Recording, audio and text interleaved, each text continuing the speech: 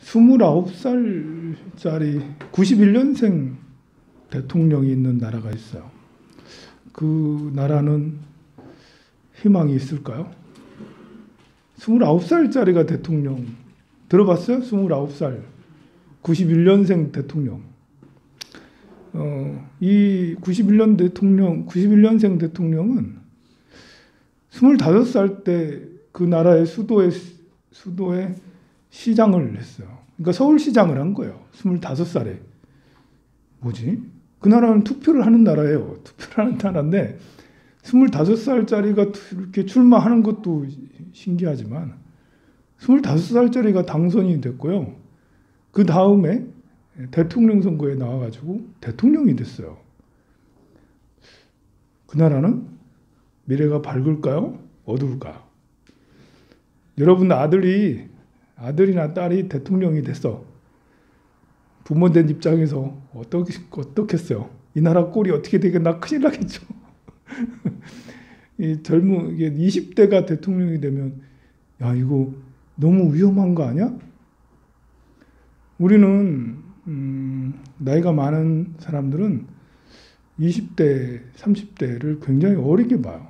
여러분도 아들, 딸도 굉장히 어리게 보잖아요. 물가에 내놓은 애처럼 보이지는 아직도 걱정되고 혹시 사고 칠까 봐. 민서가 사고 치면 어떡하지? 아니 우리 딸 먹을지 다른 사람 다 애들한테 다 물어보더라고. 벌써 한 세대 지나갔어요. 네. 이제 불안한 시대는 갔네? 그럼 민서가 대통령 하면 잘하겠다. 그죠? 네. 이 어느 나라냐면 중미 아메리카 가운데 아메리카 있잖아요. 그러니까 미국, 멕시코 밑에 그리고 브라질 위에 파나마나 위에 엘살바도르라는 조그마한 나라예요. 이 나라의 대통령이 91년생이에요. 그 나라는 지구상에서 가장 위험한 나라예요.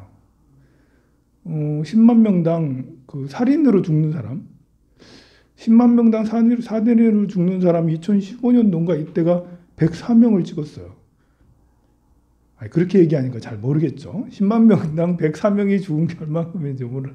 자, 우리나라가 10만 명당 살인으로 죽는 게 0.7명이에요.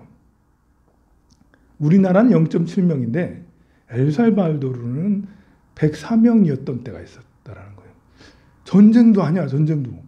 전쟁 시기면 그럴 수 있죠. 뭐 내전이라면 또 그럴 수도 있는데 내전도 아니에요. 그런데 104명, 10만 명당 104명이면 그냥 밤중에는 나갈 수 없다고 보면 돼요. 세계에서 이쪽 남미, 그러니까 남아메리카, 중부 아메리카 이쪽 지역이 사실 굉장히 위험해요. 뭐 베네수엘라라든지 뭐 자메이카 이런 데들은 1년에 10만 명당 살인으로 죽는 사람이 60명대에 이르고 있어요. 그쪽 나라들이 되게 위험한 거예요. 여행 가면 안 돼. 너무너무 위험해. 사람들이 다 총을 가지고 있는가 봐. 어떻게 10만 명당 60명이나 매년마다 그렇게 죽을 수 있지? 근데 이 엘살바도르의 젊은 시장이 당선이 되고 나서 그 정치를, 서울시를 잘 이끄는 거예요. 엘살바도르에 있는 수도에 있는 나름 정치를 잘해서 조폭들, 그러니까 그 나라는 왜 그렇게 이제 이렇게 사망률이 높냐면, 살인율이 높냐면 조폭이 전국을 장악하고 있는 거예요. 나라가 조그마해요, 사실. 600만 명 정도밖에 되지 않아요. 조그마한 나라요. 그런데 그 전체를 조직이 폭력배들이 장악을 하고 있는데요. 폭력배의 비율이 60만 명, 아니 6만 명, 60만 명이 너무 많네. 국민의 1%가 폭력배예요. 그러니까 조직 간에 이렇게 싸움이 굉장한 거죠. 어느 때는 이런 때도 있었어요.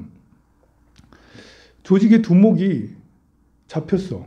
잡히는 일도 신기한 거죠. 그죠?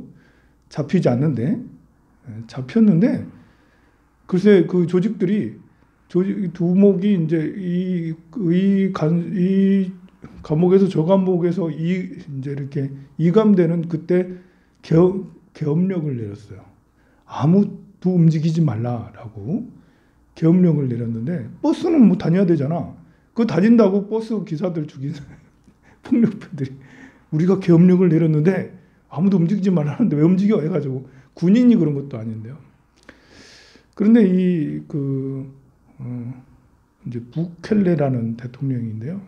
이 대통령은 그 시장으로 있을 때 그런 조직폭력배와의 전쟁을 벌이기 시작했고, 그리고 그렇게 하기 위한 위란으로 복지 정책을 아주 많이 썼는데, 젊은 아이들이 폭력배에 자꾸 가담하고 그러니까 아이들에게 일당을 줘가지고 일을 자꾸 시켰어요. 여기서 풀 뽑아라, 뭐 해라 하면 일당. 그러니까 젊은 애들 가서 이제 매일매일 일하니까 돈 받고 일하고 바빠가지고 조직폭력 못 가거더라고요.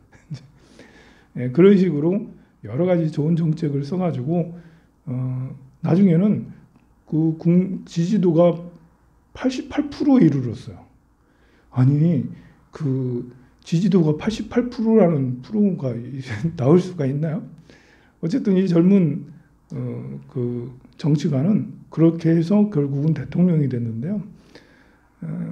이 조직폭력배 나라지, 그러니까 그 나라가 너무 심하니까 이 젊은 개혁가 대통령은 국회에다가 요구를 해. 1억 달러어치 국민 치안을 위해서 1억 달러어치 예산을 달라. 그러니까 이제 그렇게 했는데 국회에서 논의하고 뭐 이러는 거예요. 그래가지고 대통령이 어떤 결정을 내리냐면 군대를 이끌고 국회에 침입해가지고 총 들고 국회의원들 투표하라고 그렇게 했다는 거예요. 그래가지고 그걸 이제 통과를 시키고, 그래서 이렇게 조직폭력배하고의 싸움을 벌였는데요. 엄청나게 많은 폭력배들을 검거를 해서 감옥에 막 쳐넣었어. 그랬더니 또 감옥 내에서 또 살인율이 높아. 또 감옥에서 무슨 지령을 받아가지고 또 이제 밖에서 조직폭력 활동 또 하는 거야. 그래가지고 이제 그 감옥에서도 이제 이렇게 서로 이렇게 그 연락을 못하도록 독실로 다 만들어 놓고 완전 참 젊은 29살짜리도 권력을 참 잘 쓸 줄 아는구나. 뭐 그냥 놓고 보면 독재죠, 독재. 비인권이고. 근데 그렇게 뭐 막 나가는 그런 나라에서는 뭐 민주적인 절차를 거치기가 상당히 어렵잖아요. 근데 29살, 91년생이 그렇게 한다는 것이 아마 91년생이니까 그러는가? 우리 대한민국 사회는 정치가 너무 노후화됐어요. 경상도, 전라도의 정치인들 보면 40대가 찾아보기 어려워요. 다들 뭐 새로 정치에 새로 들어왔는데, 우리 중구청장은 정치를 한 지 오래됐겠지만 중구청장 된 게 50대 중반인가. 아니 중구청장이나 시의원 시작하면 30대쯤에 시작해야 되는 거 아니야? 근데 시의원 시작하는 게 50대 중반에 시의원 시작하고, 이건 뭐 하는? 아니 그럴 수도 있죠. 근데 나이 많다고 나쁘다는 게 아니에요. 비율이 맞아야 된다는 거죠. 비율이. 이 경상도, 전라도 국회의원들 중에 40대는 찾아보기 어렵고요. 대부분 다 이제 50대 중반, 후반, 60대가 제일 많아요. 왜 그러냐면 경상도, 전라도 지역에는 굉장히 오래도록 한 당에서 이렇게 그 장기 집권 독재를 했기 때문에 그 당의 원로들이 대체로 그 당에 지명도가 있는 사람이 출마를 하고, 젊은 사람은 그냥 보좌관 겨우 옆에서 선거운동할 때 옆에서 수행이나 좀 하고, 그렇게밖에 할 수가 없어요. 그게 나쁘다는 건 아닌데, 결과적으로 그렇게 하면서 굉장히 보수화, 전라도는 전라도대로 보수화, 경상도는 경상도대로 보수화 돼서 이 정치인들이 제대로 된 정치를 국회에 올라가면 법을 만들어 가지고 좋은 법을 이렇게 입법을 해야 되는데, 또 정부를 감시하고 국민들의 민원을 도와줘야 되는데 과연 그렇게 할 수 있냐 이거죠. 그렇게 해가지고 올라선 국회의원들이 안타까운 거죠.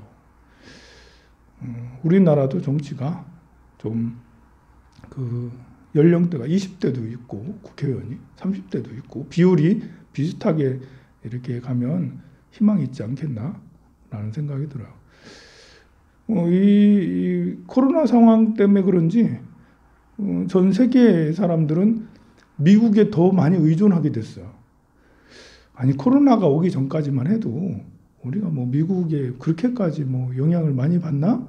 뭐 대중들은 잘 몰랐죠. 근데 이렇게 코로나 상황을 보면서 미국이 절대 지존 국가구나 이런 생각이 참 드는 게 주가도 미국이 올라가면 다른 데 올라가고 미국이 떨어지면 다른 데 떨어지고 뭐 이제 석유 원유 가격도 미국 때문에 올라가고 미국 때문에 내려가고 트럼프 대통령 한마디에 전 세계 경제가 휘청휘청하고 그리고 뭐 이렇게 미국 대통령 선거 하는 거 보면 우리나라 대통령 선거만큼이나 더 관심 있어. 아니 우리만 그런 게 아니라 전 세계에서 트럼프가 되냐 바이든이 되냐 이런 것이 굉장히 중요했어요. 전 세계 사람들이 다 관심을 가지고 봤죠. 그리고 또 이제 어제 조지아주 선거 왜 우리가 지방 선거에 관심이 있는 거지? 우리가 지방에 이제 상원의원 선거에 관심을 왜 갖는 거지? 지방선거 상원의원 이제 투표를 했어요. 오늘 새벽에 이제 지금쯤이면 발표가 났겠는데요. 한석은 이미 민주당이 가져갔고 또 한석이 지금 뭐 그렇게 하고 있는데 민주당이 우세하다라고 그러죠. 민주당이 이제 당선이 되면 2명 다 당선이 되면 블루 무슨 뭐라 하던데 블루 웨이브 뭐라고 하는데 바이든 민주당은 지금 엄청나게 많은 이제 돈을 풀겠다. 예산을 엄청나게 많이 이제 그 돈을 찍어서 세상에 그 미국 사람들에게 이번에도 미국인들에게 $2,000씩 나눠주자라고 한 게 민주당이고 그렇게 할 수 없다라고 한 게 공화당이었는데 결국은 $2,000씩 그렇게 주지 않겠나? 근데 바이든 그 상원의원 2명이 민주당이 되면 몇 조 달러 다시 또 추경 예산해서 계속 유동성을 공급을 할 거예요. 그것이 전 세계에 영향을 줘서 전 세계가 지금 코로나 때문에 그 굉장히 허덕이고 있는데 실물 경제는 엄청나게 허덕이고 있는데 주가들하고 부동산들은 폭등하고 있는 원인이에요. 아니 여러분들 자영업자들은 여기저기 폐업하고 시내 가보면 임대라고 써놓은 게 엄청나게 매물이 엄청나게 많이 나와 있어요. 그런데도 불구하고 부동산은 가격은 올라. 여기 땅값이 엄청 올랐어요. 땅값이 이 시내 땅값이 뭐 이렇게 1.5배 울산도 한 1.5배 이렇게 멀리 있는 땅은 안 오르고요. 아파트도 신축 아파트는 뭐 그 작년에 비해서 어떤 아파트는 1억씩 오르는 데도 많아요. 보면 옛날 아파트는 안 올랐어요. 특히 평창 리비에르 이런 데는 잘 안 오르고 저 북구에 저기 있는 그런 이런 데는 잘 안 오르고 그래요. 그런데 잘 안 올라요. 근데 이걸 보면 근데 이렇게 그런 걸 보면 가만 보면 이제 이렇게 그 양극화가 굉장히 심해지는데 어쨌든 부동산 가격도 폭등해, 주식 가격도 폭등해. 사람들은 이제 서민들은 망해가는데 그게 이제 미국에서 저렇게 뭐 엄청난 많은 돈을 풀어서 유동성을 공급을 했기 때문에 많은 사람들에게 국민들에게 돈을 지원했고 우리 정부에서도 수십조 이번에도 10만 원씩 준다 뭐 이런 게 있잖아요. 그렇게 해서 돈을 계속 푸니까 거기에 있는 자산들 우리가 이제 M2 증가율, M1 증가율 이런 게 있어요. 보면 통화 유동량 이런 게 있는데요. 해마다 통화 유동량은 계속 증가해요. M2 증가율이 보통 5% 정도는 M2가 계속 증가율을 해요. 매년 한 10조에서 20조 정도 계속 유동성이 계속 커지고 있어요. 그런데 이번에 매년 30조씩 증가하던 것이 이번에 100조 증가하고 막 그렇게 하거든요. 2배, 3배 막 이렇게 증가를 해요. 그 말은 시중에 돈이 많아져요. 내 주머니에는 안 들어오는데 시중에 돈이 많아져. 좀 이상한 현상이죠, 그죠? 내 주머니에는 안 들어오는데 시중에는 돈이 많아져. 그거는 이제 가진 사람이 더 쓸 수 있는 거고요. 이렇게 우리처럼 서민들은 더 쓸 수 있는 여력이 없죠. 그런데 어느 정도 이렇게 자산을 가진 사람은 자산을 담보로 해서 또 다른 것들을 만들어내기 때문에 그것들을 엄청나게 써서 부동산에 넣어, 주식에 넣어, 어디 넣어, 어디 이렇게 하기 때문에 자산들이 가격이 폭등하는 거예요. 폭등하다 보니까 지금은 곡물가도 이제 잔뜩 올랐어요. 저 종무소에서 저는 종종 이렇게 압력을 받아요. 스님, 저 쌀값 좀 올려야 돼요. 마트보다 우리가 더 싸요. 그러면서 쌀 가게에서 오는 거하고 여기 지금 이게 하는 거랑 어떤 한때는 더 낮은 때도 있었어요.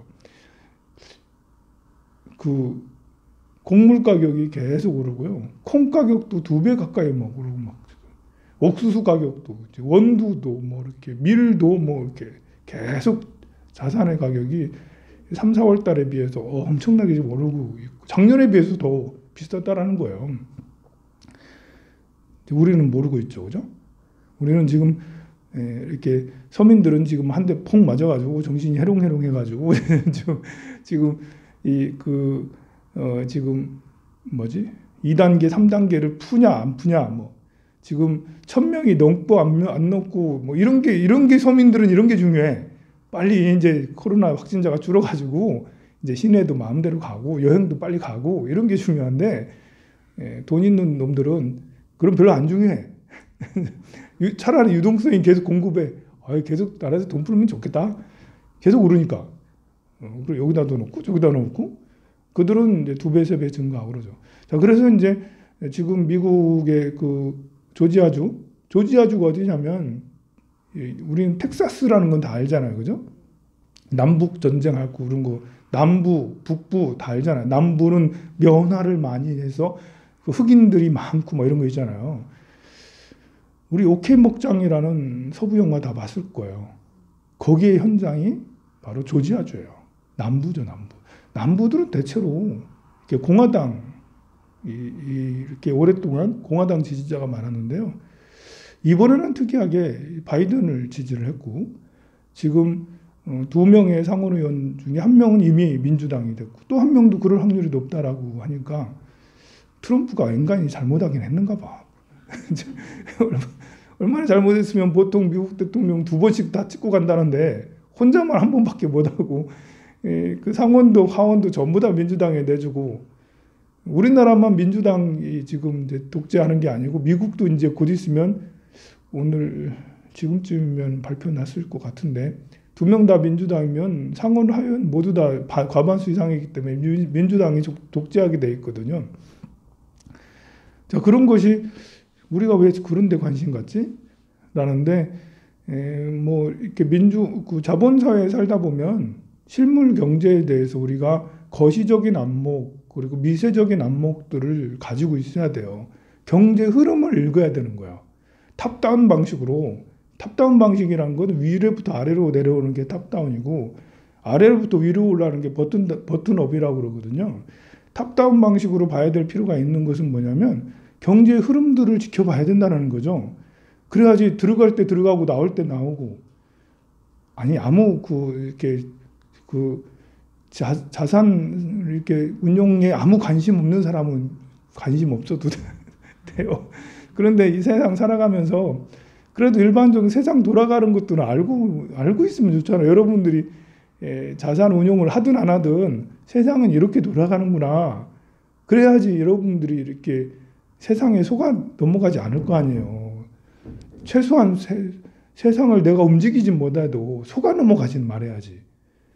여러분들이 2008년도에 집을 샀어 봐. 그 이후에 몇 년 동안 집값이 두두둑 떨어졌어. 그래서 2013년도에 팔았어. 2억에 샀는데 1억 5천에 팔았어. 내가 팔자마자 2014년부터 계속 올라가지고 이러면은 참 난감해지잖아요. 그런 게 이렇게 거시적인 경제 흐름을 알지 못하면 내가 직접적인 손해를 볼 수밖에 없는 거예요. 그래서 이제 이번에 선거도 그런 영향을 받는다라고 하는데 참 우리가 왜 이런 시대에 살고 있는지는 모르겠지만 그런 것이 쭉 뭐 이렇게 한다 해도 우리는 흐름은 지켜보되 정신은 꼭 차리고 있어야 된다. 예. 정신 못 차리면 흐름에 빨려 들어가요. 아니 물 흘러가는 걸 쭉 지켜보고 있다가 푹 빠져봐. 이게 푹 빠진다는 건 뭐냐면 돈 생기면 와 좋아하고 돈 없어지면 힘들어하고 누가 칭찬하면 와 좋아하고 누가 비난하고 이렇게 하고 있으면 이게 흐름에 푹 빠져서 휩쓸려 가는 거거든요. 누가 나를 비난할 수 있고요. 누가 나를 칭찬할 수 있고요. 내 자산이 2배, 3배가 될 수도 있고 내 자산이 반토막이 날 수도 있고 내 몸이 병원 갔더니 암 걸렸다 할 수도 있고 내 몸이 아직도 건강하다 할 수도 있는 거예요. 이게 뭐 내 육체가 뭐 건강하든 아프든 나 자산이 반토막이 나든 10분의 1 토막이 나든 2배, 3배가 나든 더 중요한 것은 우리 본 마음이라는 거죠.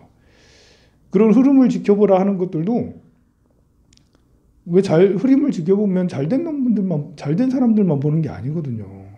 잘못된 사람들도 볼 수 있게 되잖아요. 균형 잡힌 안목을 갖게 되면 그러면 내가 어떻게 처신해야 될 줄도 알게 될 뿐더러 그런 실패 확률이 줄죠. 그렇지만 실패했을 때도 괜찮아 라고 금방 털고 일어날 수도 있다라는 거죠. 어떤 보살님이 어제 오셔가지고 그 보살님이 어떤 다른 이제 그 친구였던 사기꾼, 친구인 줄 아니 후배, 아니 좋은 동생인 줄 알았는데 그래가지고 이 돈을 어떻게 해가지고 해줬는데 결국은 다 떼먹히고 그것도 적은 돈이 아니었는데 그래가지고 눈물을 찔찔 짜면서 전에 상담한 적이 있었거든요. 어제 다 회복했다 하더라고 와가지고 그래서 이야기를 그래도 그럼 떼인 돈을 받았나 이렇게 했더니 그게 아니라 이제 그 사이에 사경도 하고 또 이렇게 기도도 하고 그러면서 자기 다른 일을 했대요. 근데 그 일이 잘 돼서 그만큼을 다 회복했다라는 거지 이번에. 너무 잘 된 일 아니에요? 떼인 돈 받는 떼인 돈 받을 줄 알고 그게 아니더라고. 그랬더니 그 얘기했더니 자기는 그 잊어버리기로 했대. 마음 정리를 많이 해가지고 그 어떻게 할 수가 자기가 머리 썩어서 그런 걸 하면서 이제 어떻게 할 수 없다면서 그 엄청 이제 이렇게 그거는 그냥 잊어버리고 했다. 그러기가 쉽지가 않잖아요. 그 1억인가 2억인가 그래 떼인 돈이. 그것도 주부가 그런데 자기 거사는 몰라도 자기 거사 모르게 그렇게 한 거예요 보면. 근데 회복을 했다가 하니까 엄청 또 한편으로 생각하면 그것도 안 떼이고 이번에 생각해 금도 많았을 때 이렇게 할 수도 있지만 그래도 마음을 다스리는 것은 정말 중요한 것 같아요. 만약에 그분이 내가 이제 이 억대의 돈을 떼었다 하고 그 다음부터 희망을 잃어버리고 난 이거밖에 안 되면 자책하고 있으면 다시 또 이렇게 그것을 회복할 수 있는 능력이 생기지 않았을 거예요. 아무리 대운이 좋고 운이 좋아도 뭐 신수가 뭐 이렇게 봐서 내년 대운이 대박이에요라고 해도 아무것도 안 하면 아무것도 안 생기는 거거든요. 그냥 몸이 좀 약간 안 아플 뿐이었어요. 뿐이거든요. 근데 내년에 대박이면 대박 나는 게 뭘 해야지 대박이 나는 거지. 가만히 있는 사람한테는 대박이 나는 게 아닌 거예요. 그런데 보살님은 뭐 연운이 대박이었는지 아닌지는 모르겠지만 그래도 이렇게 희망을 잃지 않고 그 과거에 한번 크게 넘어진 거 실패한 것은 그냥 툴툴 털어버리고 마음은 굉장히 계속 아팠겠지만 꿋꿋하게 하는 거 보면 우리가 가져야 될 그런 마음이지 아닌가 싶습니다. 성불하세요.